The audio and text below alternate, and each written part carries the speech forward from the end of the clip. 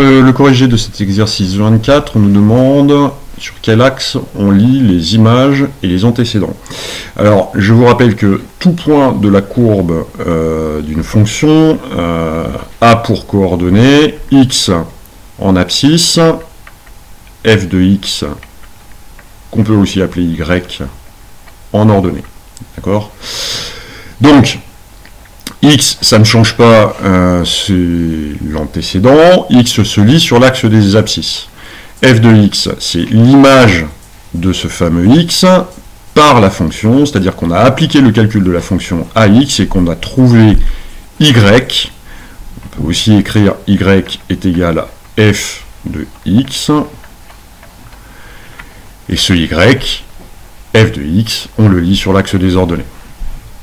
Quel est l'antécédent, l'image, pardon, deuxième question, quelle est l'image de 0,5 ? On nous demande f de 0,5. Ici, je trouve 0,5 sur l'axe des abscisses, et je me rends compte que, en fait, la courbe de la fonction croise l'axe des abscisses en ce point. Son image est donc 0. F de moins 1,5, maintenant, moins 1,5 est ici, j'ai le point correspondant sur la courbe qui se trouve là, je n'ai plus qu'à partir horizontalement, c'est-à-dire parallèlement à l'axe des abscisses, lire sur l'axe des ordonnées l'ordonnée de ce point, l'image de x. X est l'antécédent, et l'image, c'est 1. Et enfin, f de 0, 0 en abscisse, donc x est égal à 0. Je remonte pour retrouver ma courbe et le point d'intersection avec la courbe, et je me rends compte que le y, c'est-à-dire f de x, l'ordonnée de ce point, c'est 3. On me demande de citer un nombre qui n'a aucun antécédent. Aucun antécédent. Je peux en citer deux, je peux citer moins 2 par exemple. Moins 2 n'a aucun point sur la courbe. Aucun point de la courbe n'a pour ordonnée moins 2, n'a pour image moins 2. Pareil pour 4.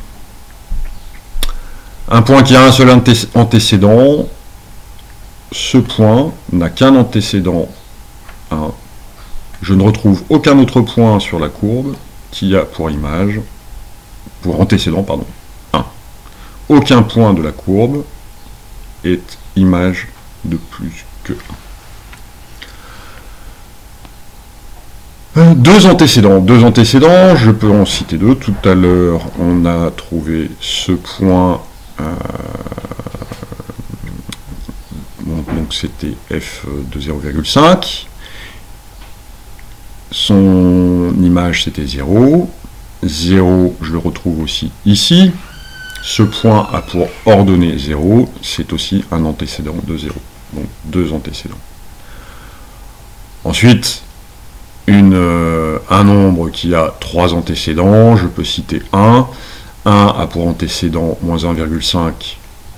On l'avait vu tout à l'heure, puisque 1 était l'image de moins 1,5. Je vois aussi qu'il croise la courbe ici, ce qui correspond à peu près à 0,25 en abscisse. 0,25 est aussi son antécédent. Ce point est aussi ordonné 1, et il a pour antécédent à peu près 1,8, 1,9. Car il m'affirme qu'il y a un nombre de plus de 3 antécédents, qui a plus de 3 antécédents. Il a effectivement raison. Si je regarde le segment entre ces deux points, tous les points qui sont ici ont pour ordonnée 3. Donc tous les points situés entre 0 et moins 1 sont des antécédents de 3, puisqu'ils ont tous pour abscisse moins 0,1, moins 0,2, moins 0,3, et tous pour ordonnée 3. Donc, tous ces points, entre 0 et moins 1, sont des antécédents de 3. Voilà pour cet exercice. Prochainement, un autre exercice.